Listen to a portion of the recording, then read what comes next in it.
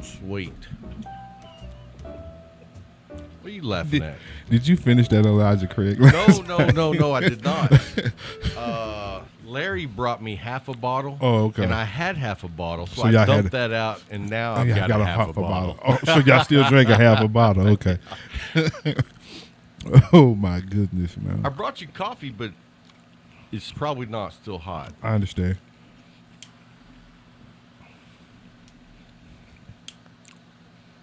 Got there. Oh, nice. Thank you. Hey, so when was your birthday? April 9th. So, when we had your birthday, we gave you a stick for your birthday. Mm-hmm. But we wanted to do something a little bit more to show appreciation for you. That stuff scares me because that's the same thing that Nick and them said when I went back home. that's where they started that. We're gonna.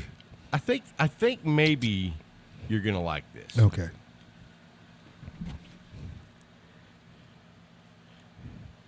Here you go, big boy. Oh hell, bruh! I owe you. What do I owe you? Man. Yeah, I do. Nothing, dude. Dude. That's our appreciation for what you do, brother. I want to say something, but I can't say Take that black plastic top off. It's the wrong word. I can't say it. Oh! Hey, last week when you liked the blue one, I called up Michael Cook at Enfuego and was like, dude, you got purple? And he's like, no. So he went to his other shop and found the purple one, and I was like, dude, I got to order that. Man, dude. When is your birthday, man? I got to take care of you. Tomorrow. Okay, shit. I'm just messing with you. It's like shit. I just gave my sister some money, my niece some money. Hold up. And I'm expecting something really nice. That's what I'm saying. Especially after this. I'm like, ooh, shit. Can I get a rain check next month? Hey, you can do something for me that won't cost a dime. Oh, Lord. No. You can clean my driveway. Oh. You always have me going to the gutter, don't you? Because you know me. Yes. I know you. Anyway, man, that's just from us to say thank you for all you do, brother. Oh, man, dude, you just don't know how badly I appreciate this. Because I was definitely going to ask you to use your what's-her-name next month. What, 20% off? Yep. Hey, I was like, might as well order it now. And that's a great deal, too. 20% off. God. That's $20. Yes. So. Oh, man, you just don't know how good I feel right now. I truly You know appreciate how that. you know what make you feel even better? What's that? To light up a stick. I am. I'm trying to figure out which one I want to light up. Dude, this is a short stick. You should light this one up. I saw you were smoking that one. Okay. Dude, it is rich. It's a rich stick. A lot of flavor profile. It's nuttiness, leathery. I smelled that. Goodness.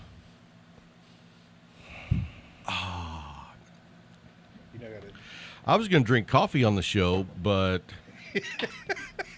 my cup's almost empty. So your cup is almost empty. I thought you were. Didn't I tell you to be here at noon? And then you said 1 yesterday. But then you said noon, and I was like, yeah. Then I thought about it. I was like, knowing him, he might push it to 2, 3 o'clock. But I said he had something to do. You have something to do, don't you, Luke? So I said, let me make it about 12:20, 12:30. So I'll be late for one, but early for the other. Well, and I told Luke earlier, it's like, because I had to run to Walgreens. And I thought I saw your truck at McDonald's. You did. Oh, that was you? Yeah, and then the line was too long. I said, I can't wait this long, so I went across to Sonic. Oh, okay.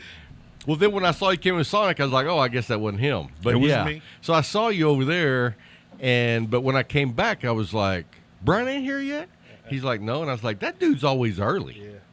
Because I went by what you said yesterday, because I did say 12. And I was like, knowing him, it'd probably be hot. Then when I got out there, it was 90-something degrees, and my wife sitting on the front porch with her Bible and church playing. I was like, because she upset with me again. I was like, okay. What'd you do? Nothing.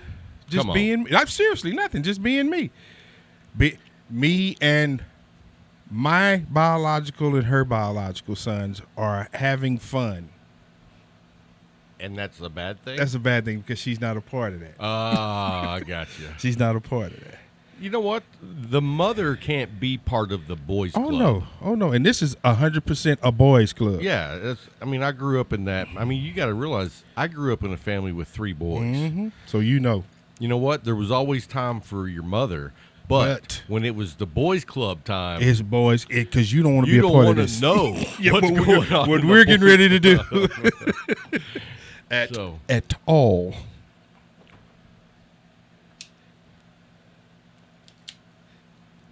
Dude, I saw a great meme that I loved this week.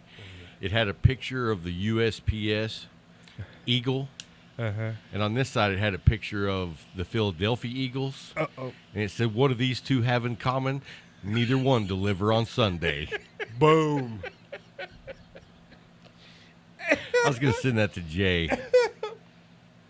You know that's wrong. Yeah, but it was good. Dude, did you see...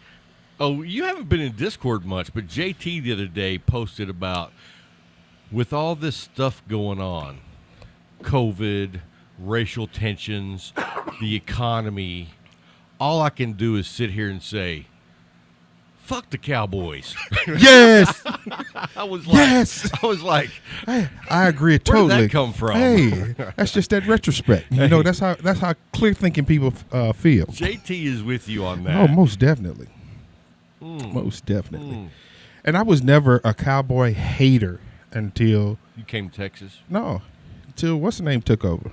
Oh, Jones. Yeah, I didn't. I didn't hate them. So yes, they were our rival. What part made you become a hater? His entire he to me, he was an Al Davis clone because he did everything that Davis did. And do you hate the Raiders? I never hated the Raiders. Well, that's my point.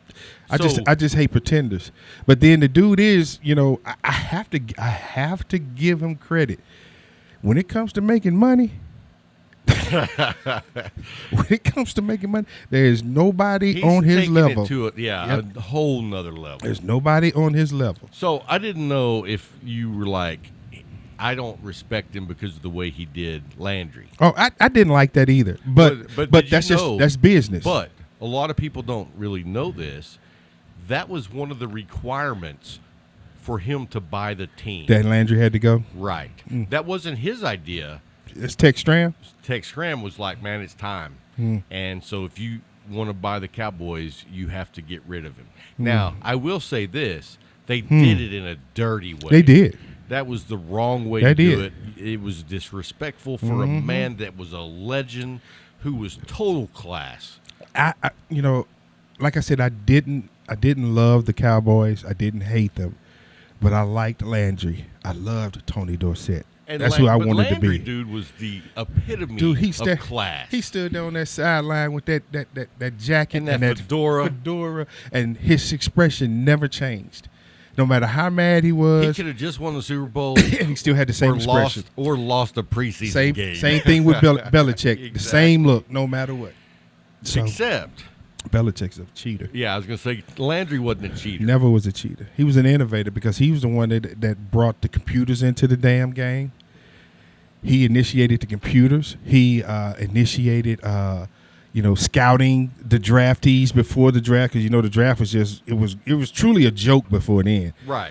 He initiated the scouting, the intensive scouting, the use of computers. He was an innovator in it. You think about before Landry's time, there was no combine. There was no report on players' abilities. He really brought that into the forefront of that time, of the offseason. When Tony Dorsett said they interviewed him before the draft, and he said he got kind of uneasy because of the questions they were asking. But later on, he realized that what they were actually trying to delve into was his true characteristics. Talking for a long time, you should have it on him. His true characteristics and personality. And that's what they were delving into to find out who he actually was. And he said part of the questions were to try to make him angry, and he didn't understand. And he said he took it the wrong way, but then after he became a Cowboy, he understood, because he said they asked everybody the same battery of questions. And he said, Oh, he said so. And then he talked to whoever was over personnel with them. And they told him, they said, we do this personally. I mean, we do this purposely because we're trying to find out who you are and are you able to be a cowboy. Give us, it was almost like doing a personality test. Most definitely. In a more football-driven manner. But that wasn't heard of in football. No, heck it wasn't. No. Nobody even thought about that. Nope. Everybody thought if you but were now, the bigger you were, the stronger you were. Oh, yeah. And that's what he didn't do. What's funny is you look back in the late 70s, there were some big dudes, but there weren't big dudes like we got today. Nope. I mean, today, and see, the difference also Jolly Green Giant looks small. Yeah, but the difference is they can't take the hits either. Today? Yeah. Oh, absolutely. Because those guys back there. There was some hitting going on back in the day. And you look at the equipment. Yeah, what equipment? It's a totally different game, and yes, it's entertainment now. Dude, back in the day, none of those dudes wore knee pads. Thigh pads, hip pads. I mean, most of them just had shoulder pads and everything on their forearms because they were using these. Dude, these were for bludgeoning. Yep. Yeah. Like Rosie Greer coming up slapping you upside the head, and then they made that illegal because he was giving guys concussions from it. Yeah. Dude, slapping them upside the head. Bow! And then going around him, sacking the quarterback. He was like, man, yeah, he knocked him out. They asleep. Shoot. Yeah, and that was like, what was the name? Who was the defensive lineman from Throckmorton, Texas? Oh, Lilly. Yeah, Lilly. Dude, his arm. I mean, and when you looked at him, he did not look like Lou Ferrigno. He looked like he was bench pressing that bull up there. And he was a big guy for that era. He was, as we used to call it, cockstrong, country cockstrong, throwing bales of hay. Yep. Lifting up the tractor to fix it from the rear end. That just natural strength. Like, when I was a kid, teenager, I hauled hay. And, everybody who's hauled hay thinks, they've done something. But let me tell you something. I saw a video from Indonesia or some third world country, and these dudes had a truck flatbed, and I bet the hay was stacked up like 25 tall. Dudes are taking a big old pitchfork, grabbing it and sticking it up there, and a dude stacks it. But this truck, is this big, and the hay was hanging off like this. I was like, man, I thought I hauled some hay. The first time I ever saw that being happen was when I got here in 2010. And like I said, our church owned that school out there off 277 South. It's called Butterfield. Son something bought it from the church. But anyway, that's where I had to stay in a trailer. And the guy he's still at the church, his name is Johnny Dawkins. But they call him John A. What's the A for? There is no A. That's the country. John A. Gotcha. So when I first got here, I thought his name was John A.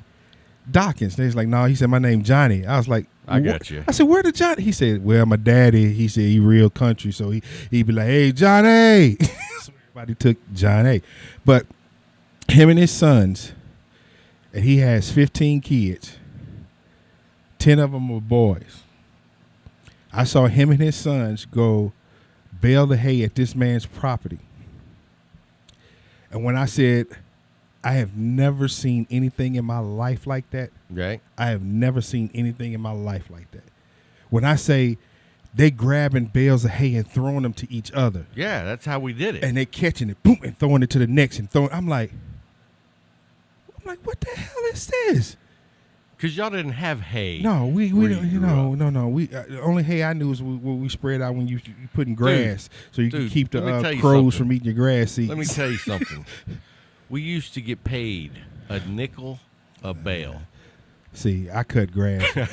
I was a grass cutter, so that amazed me. And like I said, he got 10 boys, and it was like they finished. This was a large field, man. Dude, we used to not do it. First we did it for my dad because he had hay fields.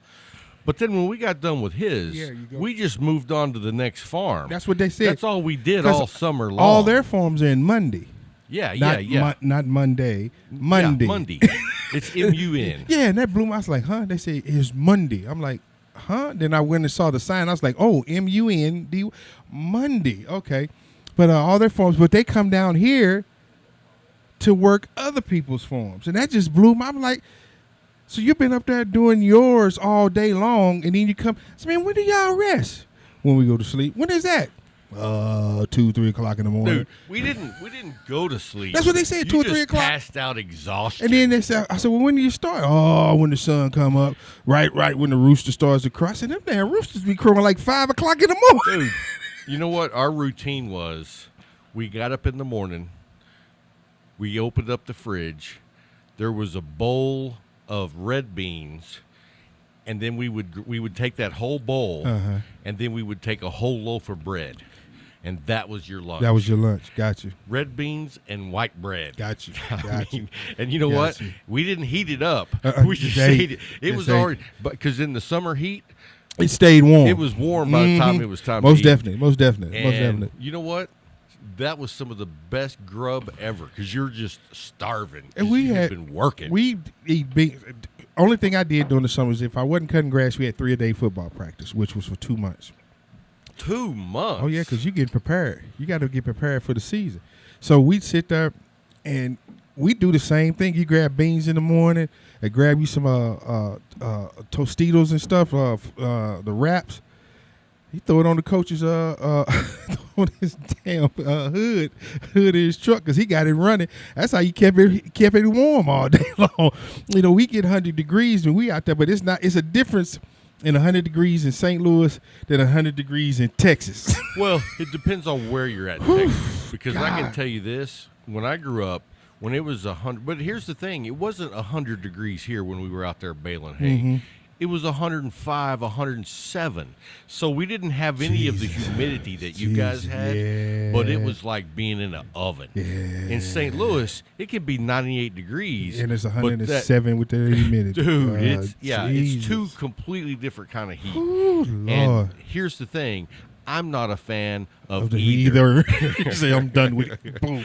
It's like last night at the Herf, everybody's sitting out on their back porch. Poor Tim, man, in Lubbock. He's sitting in a shed with no AC. Dying.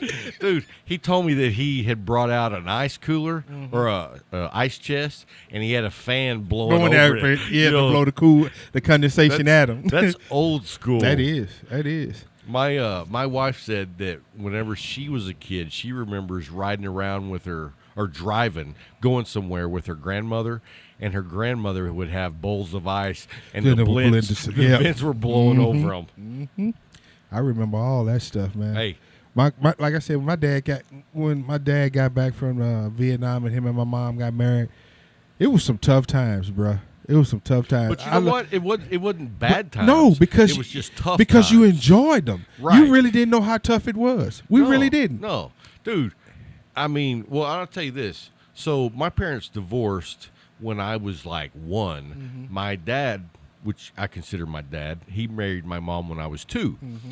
And my dad worked for the city as like maintenance guy for the parks. Gotcha. And, you know, Yeah. and he was making $140 a week. That was in 1972. Wow. And then he went to work for the railroad in 1975. And he hated the railroad. Why? He hated it. Just, you know, it's not for everybody.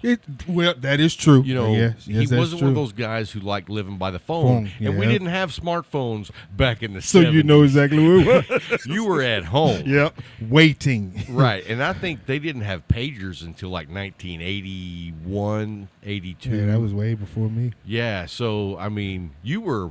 I was when they a- say you were by the phone... Oh yeah, you were by the phone. Because you remember, my biological father and my grandfather were railroads. Right. My grandfather used to joke. He said, "Yeah." He said the furthest I went was across the street. He said, "Cause your grandmother be hollering, the phone ringing." Exactly. That's how it was, man. And so, actually, he took a buyout, I want to say, in like 90, 89, 90, somewhere in there. And he went to driving a truck, and he loved it. That, yeah. He loved because he was in control of everything. Right. Yeah. He went to work every day at like 4:30 in the morning. He enjoyed that. He didn't get home till 6. Yeah. He worked his ass off. But he knew his routine. And he was at home in bed every night. Right, yeah. So, versus the railroad, a lot of people were like, man, you're going to regret that. Nope. And you know what? He never did. I've known a few people that left the railroad and went to over-road truck driving, and they thought they were happier doing that than they did working on the railroad. See, I don't think I could do the truck driving. You know what I mean? I love to drive, but that's too much drive. That's too much isolation. That's too much isolation for me. I used to love to drive. Uh-huh. I mean, I used to drive, like when I was doing photography back in my 19 to 24-year-old age. I remember I went out. I photographed at a church in Phoenix, and it started at 7 in the morning. I got done at 10 o'clock that night. I packed up all my stuff and drove to Lubbock. You know what I mean? But when you were 20, you could do that. Yeah. Now I'd be like, yeah, I'm getting a hotel. The last time that was in me was in my 30s, because it was after I was divorced. And I was railroading. I was with A&S, Alton and Southern, and I was a carman. I remember going to work that night from 11 to 7 that morning. Somebody called off on the day shift. Me being low man on totem pole, and we also working because to get your seniority as a journeyman, you got to get hours. Right. So all of us are fighting for hours. So when they said somebody need to hold over, me, because I wanted those hours. So I held over for the day shift, went home, took a shower, got in my car, and drove to Memphis. From Memphis to Jackson, Tennessee, met this girl, spent a little time with her, came back, came from Jackson back to St. Louis, took another shower, then went back to work on the railroad that night. What'd you say? Not that close. I think that looks good. What do you think? Hell, I can't see me. I saw. Hey, you want it cut here? Hey, look at me. Look at me. You want it cut here, or you want it cut here? I don't want the gut. Thank you. I know me and Bryant think alike when it comes to that. To the gut. To the gut. I don't want the gut to be. We call that the Cinderella gut. After midnight, it all turns to dick. Just starts laying on the floor. hey, you lay down and it lays over on its side. That's what I'm saying. Is just lay on the floor. Bloop. Oh man.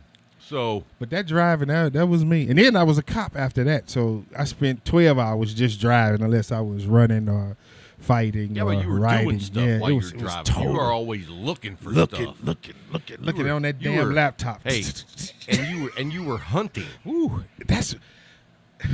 You know what I mean? People joke at me when I got here and I said, yeah, I want to learn how to hunt. They're like, huh? You know, I said, no, I used to hunt humans. Now I want to hunt animals. Yeah. Because as a cop, I hunted humans. You know, I was looking for the people that were doing wrong. I was a hunter. They were my prey. And that's all I did. I was good at it. I really was. You got your pistola with you today? Nope. What?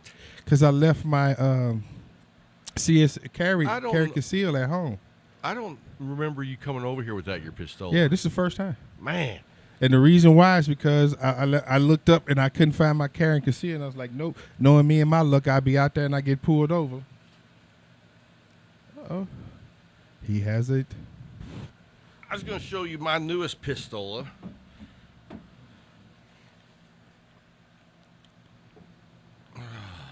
This is my Colt 45 I just picked up. Nothing in the chamber, and but it does have a clip, so. I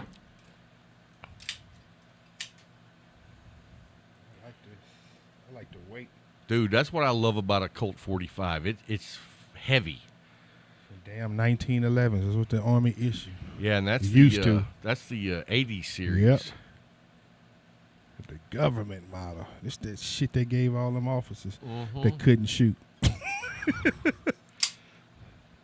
That's what we need to do, man. We need to go shoot. We need I do. I have no problem with it. Whenever you want to go shoot, I'll shoot. Heck yeah, we should need to go do that soon.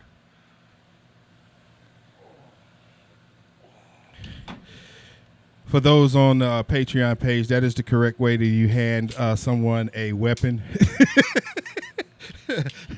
I actually was incorrect in that the action should have still been open. I closed the action, but you do take the clip out. Oh, thank you. Thank you. Oh, man.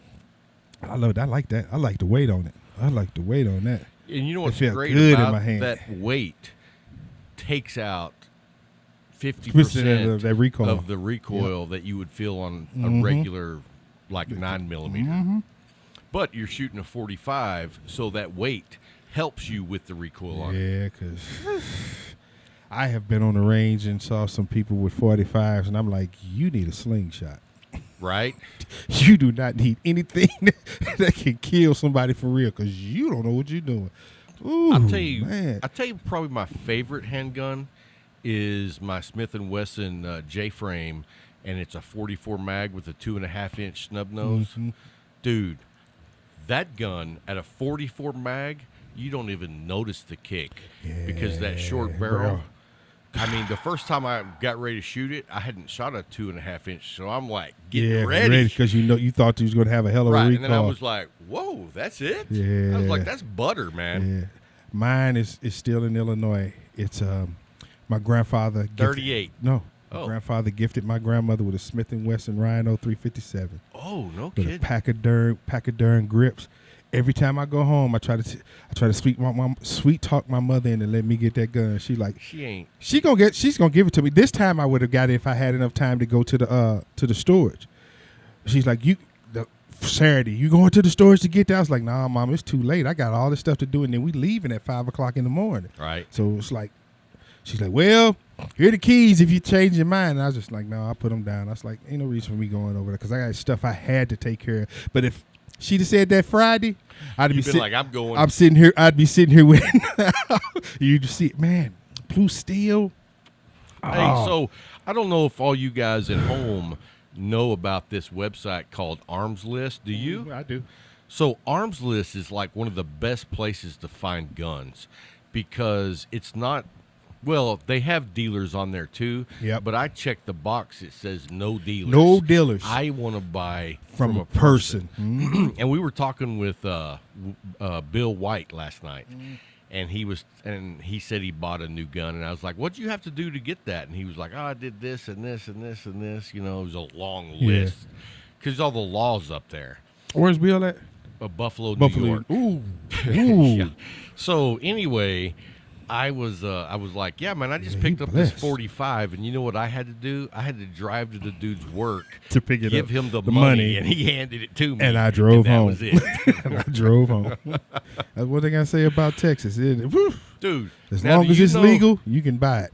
Do you know the story of when I sold a 22? It was a Ruger Mark I bull barrel. You ever seen one of those? So it's a target pistol. Yeah. But it's got the bull barrel. So, I mean, it's a thick, it almost looks like it has a silencer on it. But anyway, it's a collector's piece, really. Okay. I mean, whatever he wants to do, he bought It's it. on I don't him, care yeah, what he does. yeah, But it's yeah. really more of a collector piece because it's the original. So anyway, dude calls me up. He's like, yeah, where you want to meet? And I said, hey, meet me over on Leggett and South 7th. You know where that record player store is? Yes, definitely. Yeah, so across from Dollar General. And all that. Yeah. So I pulled in that parking lot, backed up, and waited. And the dude was trading me some awesome Milwaukee tools. Okay. Like a whole set of tools, brand new. Ooh. And so dude shows up. I get out. I show him the pistol, and he's like, "Yeah, let's make the trade." So then somebody going by, the owner sees of the record place comes out and just starts cussing me out. Thought you was robbing the guy? No. Oh. He was anti-guns. Oh, fuck. Forget him. Hey. And I was like, I wouldn't be cussing out a dude that has a pistola in his hand. I mean, you know what? Sometimes you have to have common sense. Here's the thing. I was the one lacking common sense because I was trading a pistol on his property. Okay. But, you know, But you didn't know. I didn't know he was not a Texan. And so all he had to do was come out and make his feelings known instead of cussing. Because, see, that's where you go over the line. That's why I tell people. Dude, he was yelling. Oh, no. And I was You know what just I did then? Here you go. Where's my tools? Because I'm not even going to pay attention to this fool. Well, he told me he's going to call the police, and I was like, go ahead. Go right on ahead. We're not doing anything illegal. And until you tell me to leave, I'm not trespassing. Well, and then he said, I want you off my property. Okay. And I was like, okay. We're gone. We're leaving. Yep, we're gone. And you know how much stuff, and that stereo, all this stuff I bought from that place, I'll never buy another thing from ever. him. Not because he's not a gun guy, It's his but attitude. because he treated me with disrespect. Yes. And I was like, dude, there's no need in that.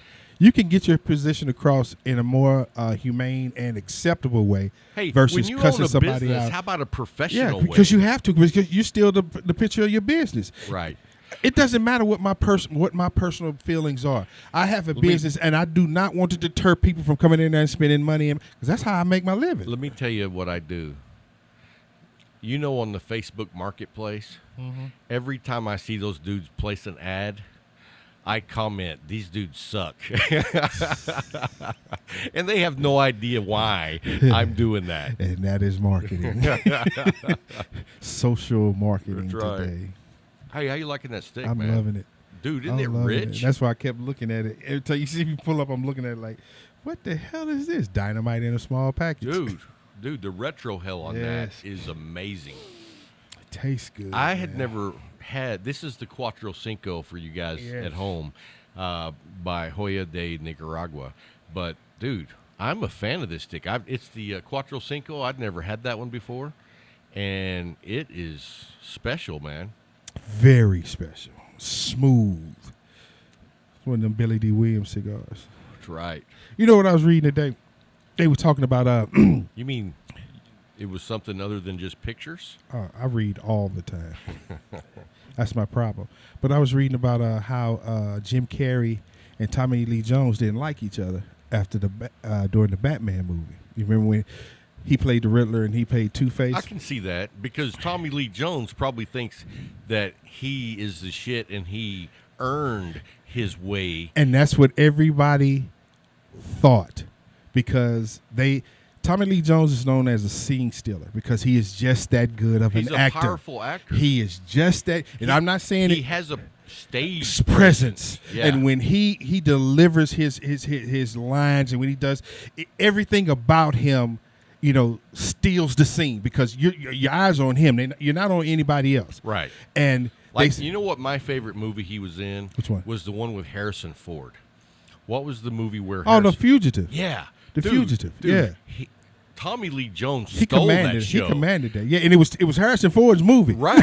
That's what I mean. But he stole to the point that they gave him another movie, The Marshal, after it. Right. I mean, when you steal the thunder from Harrison Ford. And they're like, okay, we're going to give you another movie because you did so well. And then that one did well. But that's what everybody thought. But that one wasn't as good as The Fugitive. Oh, no. I didn't think so. No. It was because I think it was the writing more than anything, because he still held his own. He still held his own. And I'll tell you the other him movie and that Wesley I really Snipes liked too. him in What's that? was No Country for Old Men. Yeah. Dude. I've been telling my son he needs to watch that movie. That's a good movie. Dude. That's him. That's Tommy Lee Jones. But let me get back to what I was talking about. All right, sorry. So they were feuding. Yes, they were feuding, and everybody thought it was because Tommy Lee Jones thought that Jim Carrey was stealing all the scenes. Well, you know, Jim Carrey is a physical actor. Right. Everything about him is his body, and especially his facial. Yeah. That dude, the man of 1,000 faces, that's who he is. But he said later, it was like in 2008, 2009, he was at Tommy Lee Jones was at a restaurant, and he happened to come in. And he said the maitre d' was like, oh, Mr. Jones is over here. So he said, yeah, take me over. So he went over there just to say hi. And he said when he sat down to say hi, he said Tommy Lee Jones looked like he had just got interrupted in a dream where he was killing Jim Carrey. He said the look on his face was like, and he said, well, hi, what's going on? And he said, Tommy Lee Jones told me, he said, I don't condone your buffoonery. No kidding. He told him that. He said, then he realized, he said, oh, it's what I represent, it wasn't that I stole the scenes. Because he was Ace Ventura, all these Right. other things, and then Tommy Lee Jones, he's an actor. He's an actor. He's an accomplished actor. Yeah. And then he also said that after the conversation, he realized that he had an issue with playing Two-Face because he was used to being a serious actor, and he had to be taken as comedic in that movie. Right. Which is not what it was supposed to be, because the Batman movies, you remember in the beginning, they were dark. Right. Because Tim Burton was and doing that's it. how they should have been. Yeah, but then they went from Tim Burton to Shoemaker, and then he tried to make it comical. Right. And he said tried that's to make it a comic. a comic. And he said, that's not what I was signing up for. That's not what I was signing up for. He said, and then also in that, he was out of his venue, because now it's all Jim Carrey, because Jim Carrey is what? A comic. Right. That's his thing. And when you think of a comic book, Yes, Jim Carrey is the way before epitomizes. Tommy Lee Yes, Jones. epitomizes Yeah, that. Yes, good correct, point, good correct. point. That caught me. I was like, wow. So I wonder if they ever reconciled. I don't know. Hey, I don't know. But like your mic is pointing up your like nose. Jim Carrey said, he said, I don't care. He said, I still love him. He said, I still love him. He said, he's still one of the greatest actors I know. And that's because Carrey does have respect. Oh, yes. For the greats. The greats, yes. You have to. You know who quit acting that I'm disappointed? Who? Jack Nicholson. But Jack Nicholson had done it all. Yeah, dude, but that dude. He done it all, man. You know what? But, I watched the thing the other day. I watched the interview with the lead singer of Rush. Uh-huh. And the guy was talking to, what's his name? It's like Getty or something. I can't remember his name. But anyway, he was saying what I loved about how Rush went out when they quit. Uh-huh. They went out at their peak. Yeah. And as a fan, That's it's how hard because you want more. And it's not because there. when it's over, it's over. Yes, that's correct. And so that's how it is for me with Jack Nicholson, because it's like You that wanted dude more. was the pinnacle of badass actors. I have my own Rushmore. And my Rushmore is Gabriel Byrne, Al Pacino, and Denzel. Well, who's the fourth? I only have 3. Well, that's not Mount Rushmore. That's mine. You got to have 4. I don't have a 4th. You can put my head on there. It's an asterisk You right can now. put my head right There's there. an asterisk right now. Because and I truly believe, to me, it's a fight between Robert Pacino. De Niro. I could put De Niro up there. Yeah, I could. But Pacino and Gabriel Byrne, it's like Neck and neck. yeah. Because Pacino's for paid me, everything. For me, Robert De Niro's right there with them. Yeah. And so, I love De Niro in The Godfather, man. Oh, dude, he was so cool. He was, because you know what? He was not a bad guy. No, But he you was knew that he was 100% behind the family. when He the would do thing he did with anything. that gun going across them buildings. A piece here, a piece here, a piece here, and then throw the. I was just like, that's just like you said. It was it was about the family, man. And because he Oh. wasn't even family, but he was so much a part Part of the of it, family yes. that he was considered Yes. family, except when they had just the family in there, and Yes. then they would even ask him to leave it sometimes. And then he turned it around and became Yeah. and his son. But Chino played that role too, boy. Woo. And I'll tell you who else played, and I don't know his name, but the guy that played Michael's brother. Who? The James Caan? The one that got killed, Sonny? No. Oh, the other one, Freddie? Frito. Frito? Yeah. Frito. That dude was a good actor. The best part he played was when they were on the boat, Well, which boat? the death boat. Okay, the rowboat. Ooh. Dude. When he knew he was he knew it. It was like, He knew. But he wouldn't let little Mike know. right. He didn't. He played the uncle to the end, but he knew this is my last. This is Dude, it. and you could see when it clicked. Yep. When he was like, Oh, yep.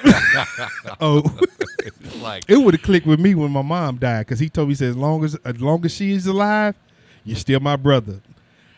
That's when it would. and that was when they were in Cuba. Yes. Remember when he said that, he was like, Ooh. Yo. He said, never go against the family. Never go against the family.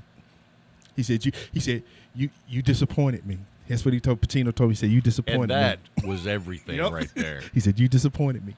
Never go against the family." Oh, dude, great movie.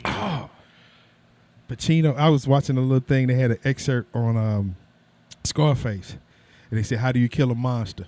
You got to sneak up behind him, baby. Because he was standing there more. "You want to say hello to my little friend? You want to wrestle with me?" And he was just laying him down. I still standing. I'm still standing. Dude came up behind him and cut him in half with that sawed off. I was like, wow. How do you kill a monster? You sneak up behind him. Touche. Ooh. I got to grab another stick. Yes, sir. Because you did swallow Hey, that one. how is that, This though, is man? a great stick.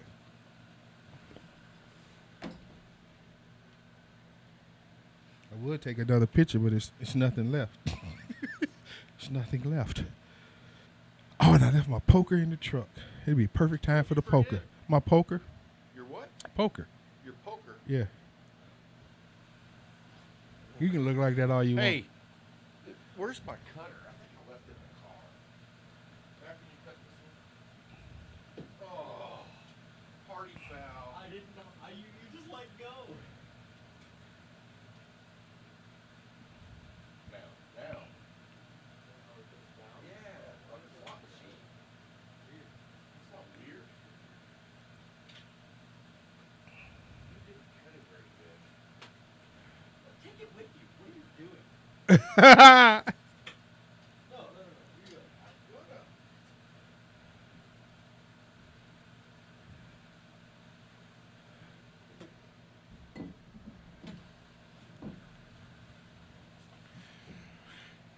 Hey, so everybody, a lot of people have asked about the table cutter. This is it right here. Yes, sir. So you just, for a straight cut, boom. For a V cut, boom. Boom, I don't yeah. like the V cut because it's not deep enough. Yeah. It's a shallow V. But let me tell you something. This thing was getting really, really hard to cut. I sprayed it with some WD-40. I got to get some of that on my dough. It's just like knee. It's just like new. He Just like said knee. Yeah, my knee is new. That's right. Brian's got the new knee. Ah. Oh, you got the purple people eater lighter going over there. Yes, sir. Yes, sir. Letting it be known.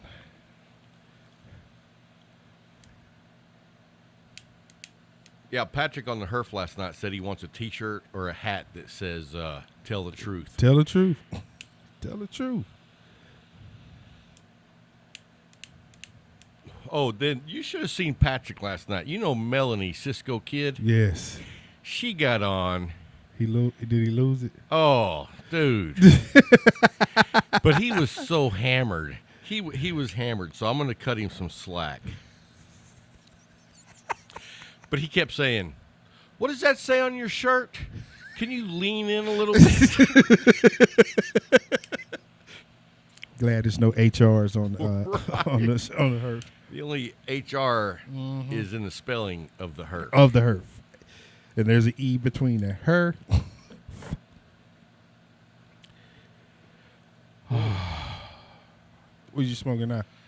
This is the Enfuego House Blend, Fuego House. the shop that we went to last weekend, and they're actually made by Rojas, which is a brand here in Texas. And the main rollers is the husband and wife that owns Rojas. Huh. Pretty cool, man. That's cool. And I'll tell you what, I bought some of these when I was at Enfuego's. These are like $6.50 a piece.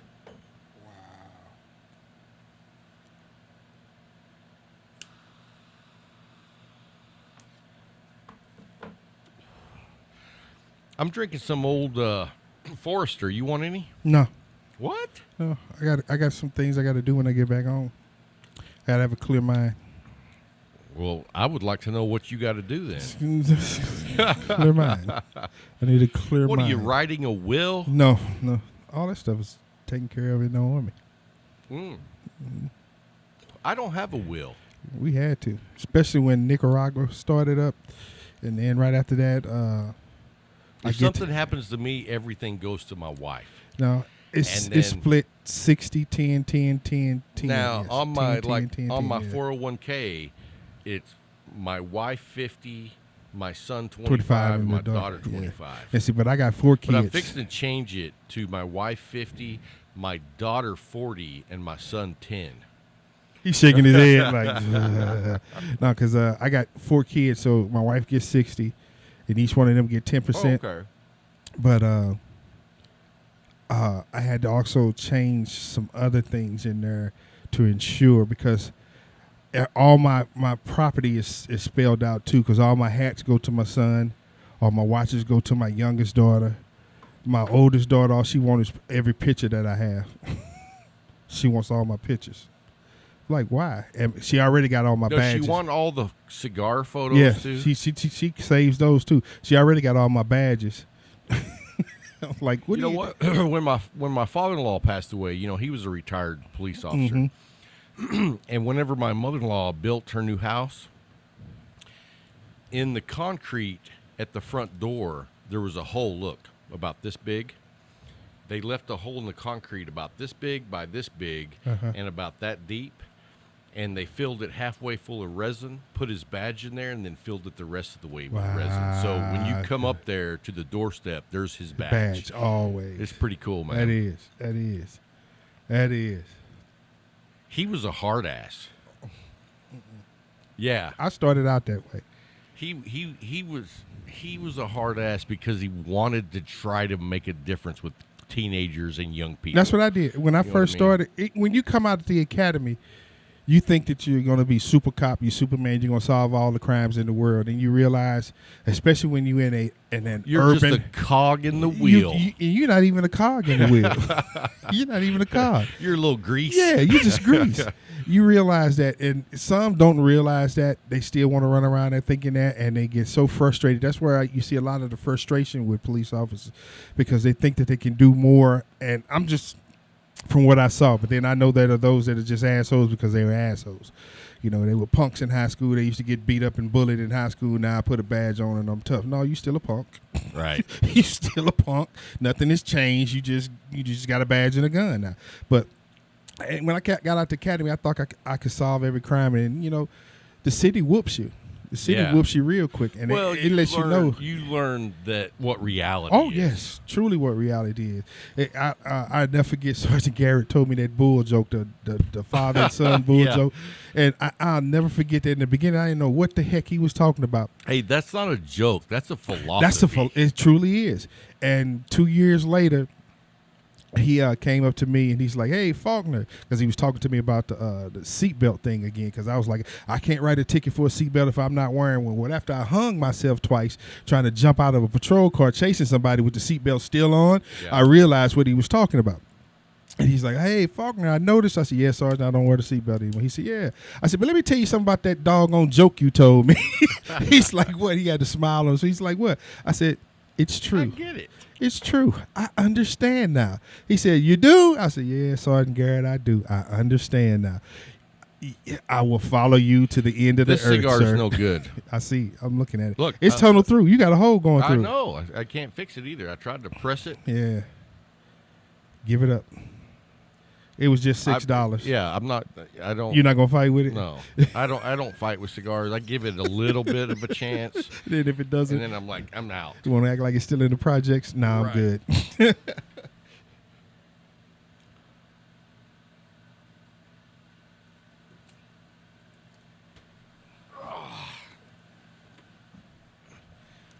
What were my top 3 this week? All right, hey, so Luke, what I'm thinking is we're going to stop the recording. That's the pre-show, and then we're going to record the show. That way it's 2 different recordings.